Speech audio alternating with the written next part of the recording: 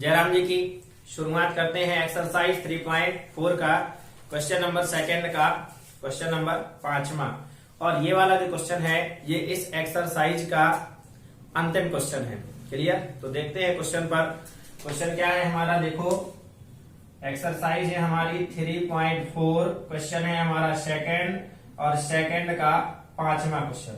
ठीक है, जो कि हमारा इस एक्सरसाइज का अंतिम क्वेश्चन है। तो देखो क्वेश्चन क्या कह रहा है, किराए पर पुस्तकें देने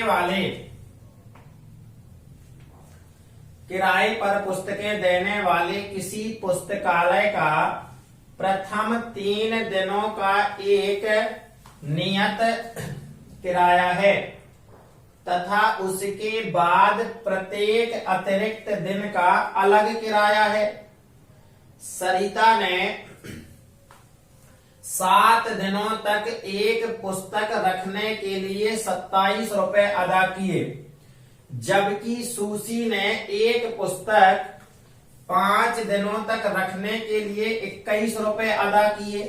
नियत किराया तथा प्रत्येक अतिरिक्त दिन का किराया ज्ञात कीजिए।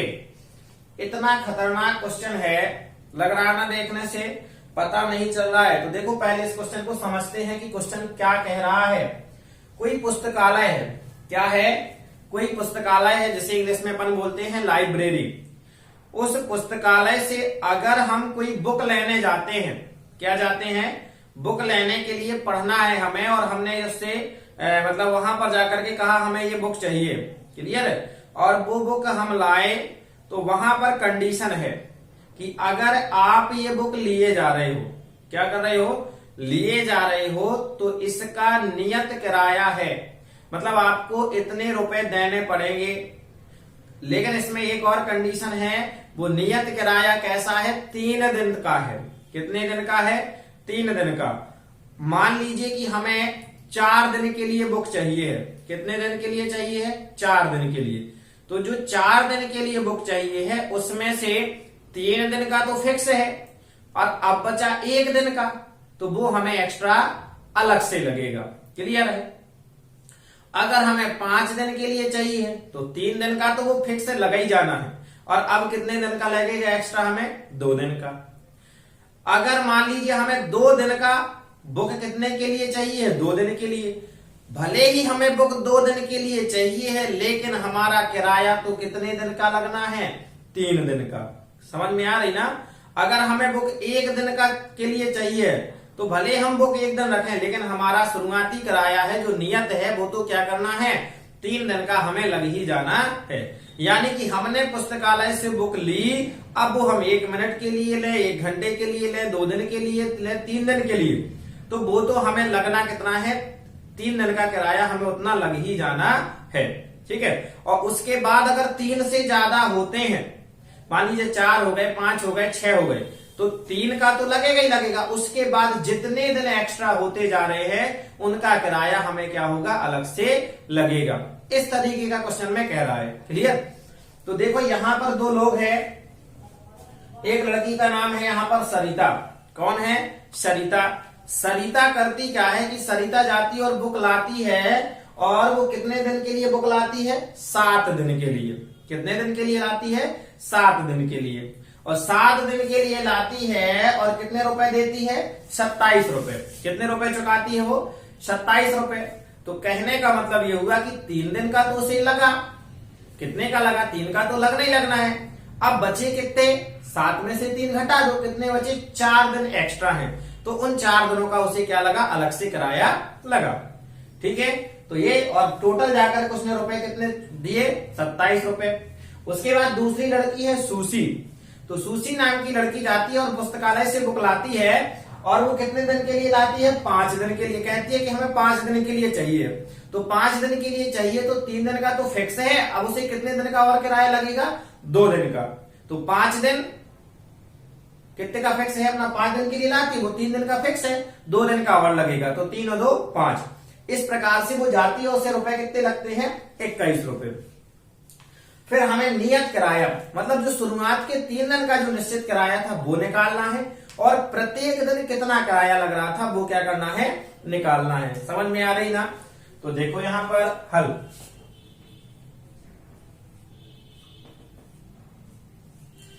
माना कि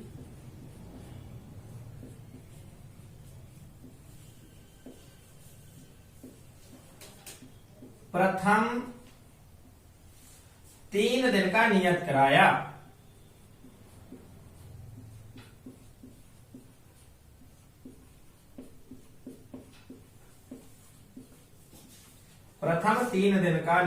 किराया X रुपए तथा प्रत्येक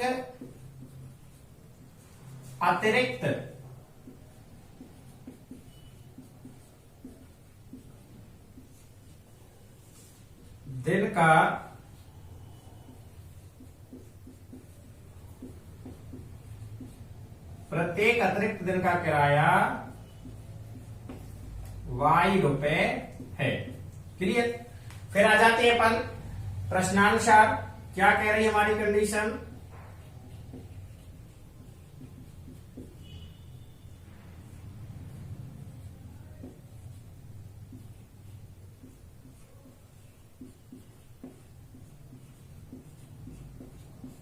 प्रथम शर्त से देखिए, पहली शर्त यह है कि जो सरिता जाती है, कहां है सरिता? ये है। सरिता ने 7 दिनों के लिए एक पुस्तक लाई और रुपए कितने दिए? 27। तो यहां देखो लिखेंगे 7 दिनों का मूल्य। ठीक है, या ऐसे करो 7 दिनों के लिए पुस्तक का मूल्य।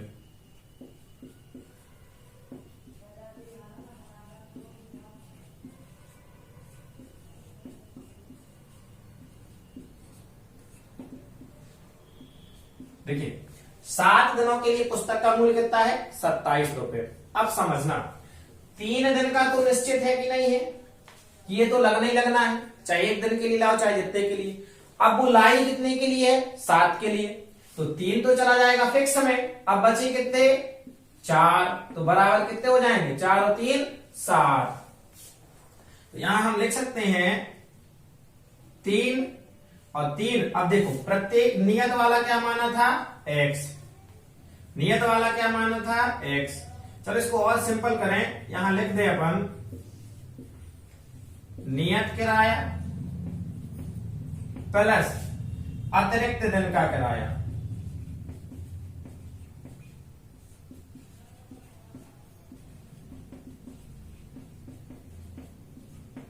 बराबर 27। तो नियत तो फिक्स है कि 3, और अतिरिक्त कितने हो गए भैया? कितने अतिरिक्त हो गए? अब 4। तो नियत को क्या लिखेंगे हम? X प्लस 4, अतिरिक्त को क्या लिखेंगे? Y बराबर कितना हो गया? 27। इसे बना देंगे समीकरण नंबर 1। क्या हो गया? x प्लस 4y बराबर का 27। फिर आ जाते हैं द्वितीय शर्त से। तो ये हो गया हमारा प्रश्नानुसार। क्या लिखेंगे? द्वितीय शर्त से। किस शर्त से? द्वितीय शर्त से। तो देखो सेकंड कंडीशन हमारी कितनी है? आगे कह रहा है सुशी नाम की लड़की जाती है, कहां है ये? सुशी ने एक पुस्तक 5 दिनों के लिए, कितने दिनों के लिए? 5 दिनों के लिए। तो यहां 5 दिनों के लिए पुस्तक का मूल्य 7 की जगह क्या लिख देंगे? 5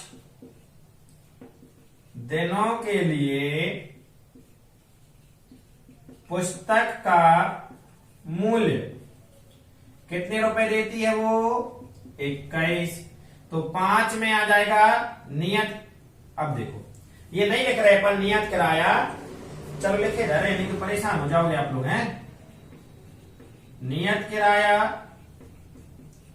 देखो नियत में चले गए 3 दिन, अब कितने बचे? 2। तो 2 यहां लिख दिया अपन ने अतिरिक्त दिन का किराया, और टोटल जाकर के कितने दिए उसने? 21। तो नियत तो हमारा x है 2, और ये लगा दिया y बराबर हो गया 21। इसे बना दिया हमने समीकरण नंबर 2। अब हम समीकरण 1 और 2 को किस विधि से हल करेंगे? विलोपन विधि से। तो नीचे लिख देंगे समीकरण 1 और 2 को, समीकरण 1 व 2 को विलोपन विधि से हल करने पर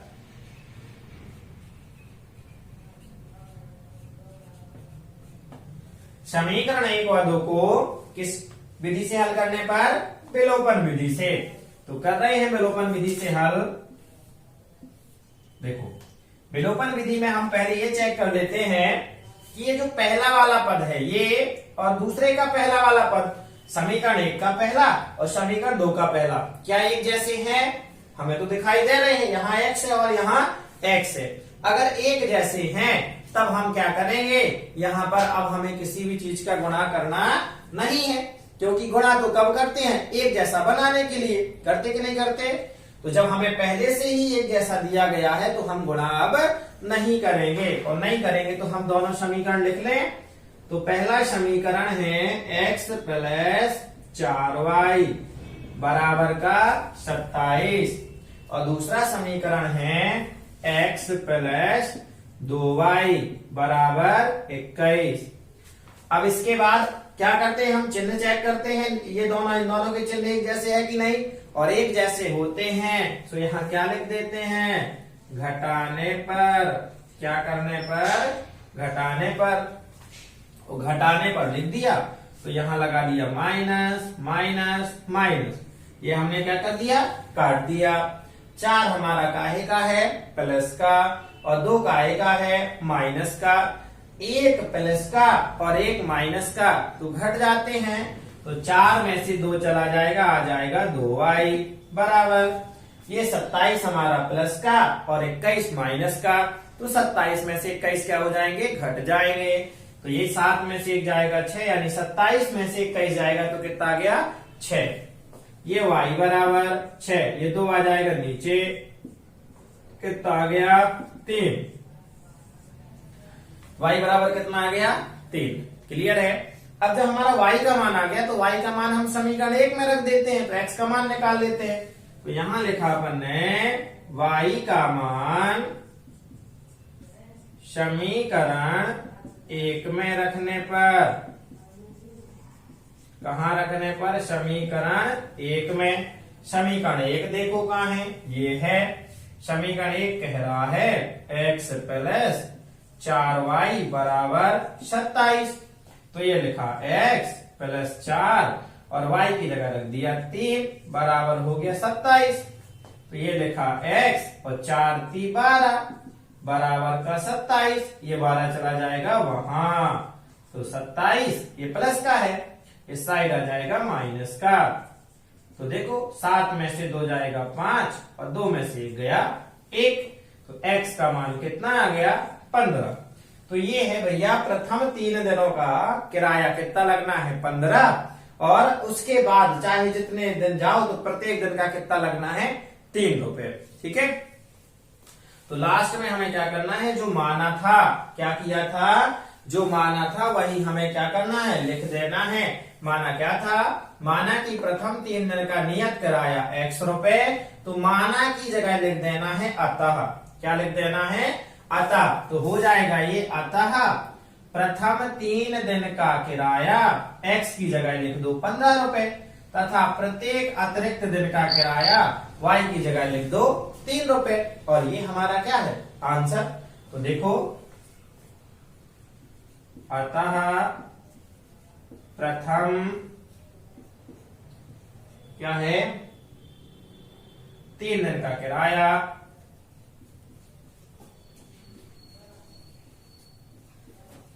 3 दिन का नियत किराया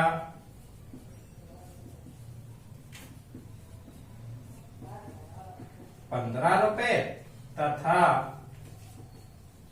प्रत्येक अतिरिक्त दिन का किराया ₹3 है। और ये हमारा क्या हो गया, आंसर हो गया। क्लियर है। इस तरीके से हमें क्या करना है, पढ़ते रहना है। अब एक काम और कर ले, हमने आपसे बताया था कि चेक करने का तरीका बताया था कि चेक और कर ले हमारा आंसर सही है या नहीं है। तो देखो किसी भी एक समीकरण को ले लो, चाहे एक को ले लो चाहे दो को ले लो। चलो हम दो को लिए न रहे। ये चेक करने का तरीका आप लोगों से पता है ना, पहली की वीडियो में अपन ने बताया, ये लिखा अपन ने x + 2y बराबर कितना है, 21। x + 2y बराबर 21। x की जगह x का मान रख दो, y की जगह y का मान रख दो। x की जगह x है, x का मान है 15 + 2 और y का मान है 3 बराबर 21। तो ये 15 और 3 दूनी 6 बराबर 21 और 15 और 6 21 बराबर 21। ये दोनों बराबर दिख गए हैं और बराबर दिख गए मतलब हमारे आंसर क्या हैं, सही हैं। क्लियर हुआ। तो इतने के लिए आप लोगों को अगर कोई दिक्कत जाती है तो हमसे आपको क्या करना है, संपर्क कर लेना है, पढ़ते रहना है, मुस्कुराते रहना है। क्लियर है। इसी तरीके से हंसते रहो जैसे अभी हंसते हैं। अगली वाली वीडियो में हमारा ये क्या था, ये वाला पूरा टोटल जो एक्सरसाइज थी 3.4 कंप्लीट हो गई है। 3.5 में अपन कल से मिलेंगे। तो जयराम जी की, पढ़ते रहे।